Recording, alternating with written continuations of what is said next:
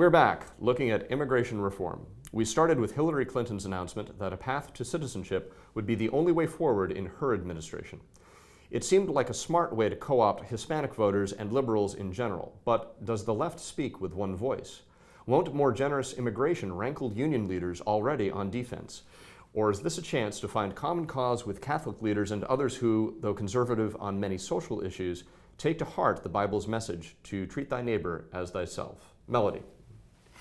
Well, I think that there's very few people on the right who actually take that message to heart.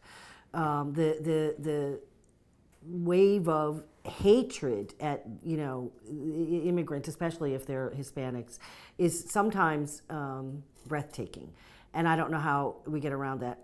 From the left, there's one point that I wanted to say, that we haven't talked about just total amnesty, right? Because that is another option for the left, and I know that Hillary will never go there. But this was tried in the 80s, right, with Reagan, where they just, everybody who was here, if they registered on time, they got amnesty. Well, they called it amnesty, but it was the same sort of process that you went through, and then if you qualified. And I feel like that's still sort of, I don't understand why that's not on the table, because we are talking about 11 million people. Well, isn't that the path to citizenship? That the details are not there from any of these candidates, but the concept of a path to citizenship that has a process and a series of tests, isn't that exactly the same thing? No, as we tried in the 80s? Well, I don't know. I mean, no one's really sort of put forth that plan, right? It hasn't even been discussed, because as soon as somebody says a path to citizenship, they scream amnesty, and then the conversation is over. Jonathan. Sir. I think one of the reasons that people are uneasy with this idea of amnesty is that the Simpson-Mazzoli bill, there was an amnesty. There was a second bill. Oh, that was in 86, 83, something like that. That's right, yeah. The feeling is, well, we were told there were not going to be any more amnesties, but there have been multiple amnesties. So we're only going to do this once, and then nobody pointed out per generation. Right. So I think people are a little uneasy with it. On the other hand, you have a practical problem: 11 million people. It's a moral hazard. It's a classic moral hazard. I also don't know what the emphasis on the higher skilled labor, the so-called STEM industries, right? Yes. Instead of why aren't this goes back to the discussions we've had about education, that we're not investing in our own education system to get our own people to be able to have those skills, but we're willing to bring in, and this is a Chamber of Commerce is all for it, people from other countries who've been educated either with free college education because their countries provide it, or much lower cost education, or they're willing to work for much lower wages. So as a left person on the left, I find that pretty offensive. As an internationalist, what about the brain drain effect of siphoning off all of the cream of the crop from India, from China, from other countries? And I think India and China have so many people that there's no hope we will ever siphon off the entire cream of the crop there, because I think we just can't fathom what their population, what it is to have 1 billion people in your country. A lot of people are moving in from China right now, actually. I mean, it's not just brain drain, it's capital flight from China into the United States because of Chinese policies. But we're still not going to take everybody I find it very interesting that you're all for equality in the United States, but it's at the expense of other countries. It's not at the expense. To some extent, it's at the expense. But when it's at the expense of the people at the bottom of the pile here, 150 million people, that is, I care about them as well as the other people. So it's the same as unionism, right? Like I want equality for people in my union, it's not about equality. But I don't really care about the poverty outside. They're not dealing with. They want to keep out the group. low-income, undereducated people and just bring in the higher-end people. That's not equality. Okay, we're getting to some really foundational questions, and we never get into this. When you talk about tax policy, there are basic tests we apply. Fairness, will it fund the government? Efficiency. For example, what are the fundamental principles that should govern immigration reform? We hear about what to do with the problem in front of us, the undocumented status of 11 million people within our borders who have built lives here. But what are the principles that should govern our policy? I think I may be the truest globalist here in that I'm not concerned just about the U.S. per se. I am genuinely concerned about the entire human race, and the most important principle for immigration and emigration for humanity as a whole is the ability to flee horrible situations and move toward better ones.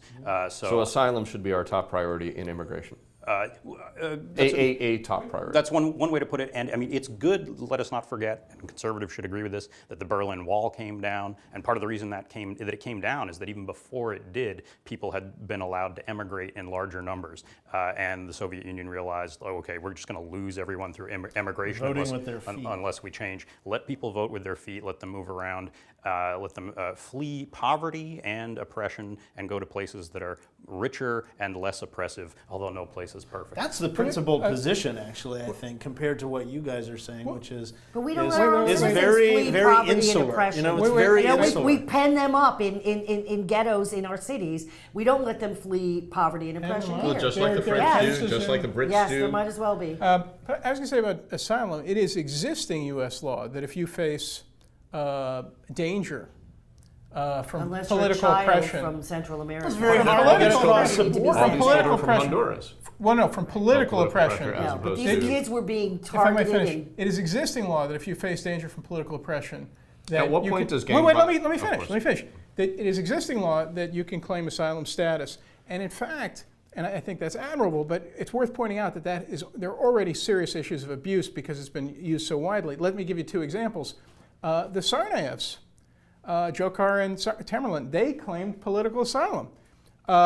Also, there was a case not so long ago of someone who claimed political asylum. You're from choosing Brazil. Wait, individuals. There are huge these are nations. anecdotes, but these are there these are are entire let me- nations these who are I know these are under anecdotes. duress and cannot get out. Okay, but right? let me continue. There was a case not so long ago of someone who claimed he was transgender, and he claimed that he was a victim of oppression in Brazil. Brazil, really? I mean, you know, so there have been real issues of abuse of asylum status. Anyway.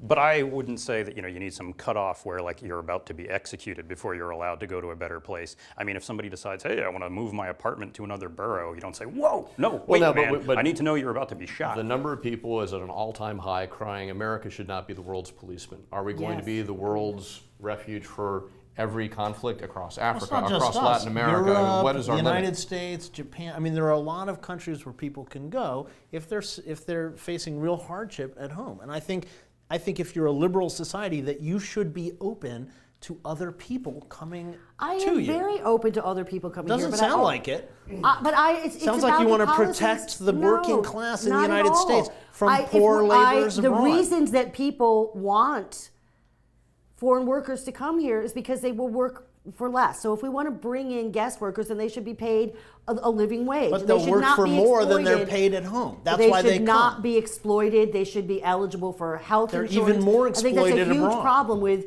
Obamacare, that they caved to the fact that anybody who's not here legally or has some documentation cannot get affordable health insurance. It's a stupid move because they can still go to hospitals for free, and the hospitals are losing money right and left. It's a problem.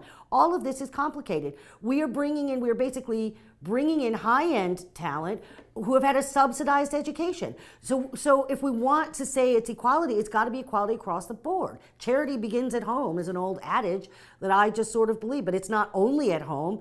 But how do we make for the 150 million people at the bottom of the economic pile here, how do we bring the resources? Free education would balance the books, or free community college anyway for technical trades. Then there would be some competitiveness with American citizens with the people in India who get free master's What I hear degrees. is you limiting yourself to a small group of the poor in the U.S. Todd, small group. Small half compared our to the globe. population is right? living in Compared poverty. to the globe. Half of Todd, on the other Americans live hand, in is poverty. globally That's not concerned. true. He's looking at the 47% global half. situation. That's as bad as Romney saying 47% of people don't pay taxes. Living in at or near the poverty line or in We have the poverty. That's just- parochial that's left simply over not there. true. Yeah. Anyway. Poverty is ample, Right. low But you're wage. just ignoring the 150 million people who are at the bottom of the economic ladder here. So how is it okay to ignore them and not put resources? You want to balance the budget, right? That we're not providing free education. We're not providing accessible health care to everybody because it's not really a national health plan. But we're happy to bring in people who are scientists and doctors who have had the advantages of all of that for their training. So of course they're there, and they want to come here, but that's okay. But we can't give it to our own Many people. of them are fleeing dictatorships abroad. In India, I don't think so. They come here because they can flourish here because it has They less can be paid government. more It's money. Also, more education. They've been promotion. trained at a lower cost. They have double masters. People in India have gotten them, because it's free. Jonathan, so they last want to word. make more money, and that's okay, but not to the exclusion of the Americans. Jonathan Leaf, last word. I was just going to say the idea that education is not free in the United States is not true. It's free through the 12th grade. Maybe it should be cheaper beyond that, but it's certainly free through the 12th Free grade. or paid for with Free taxes? higher education.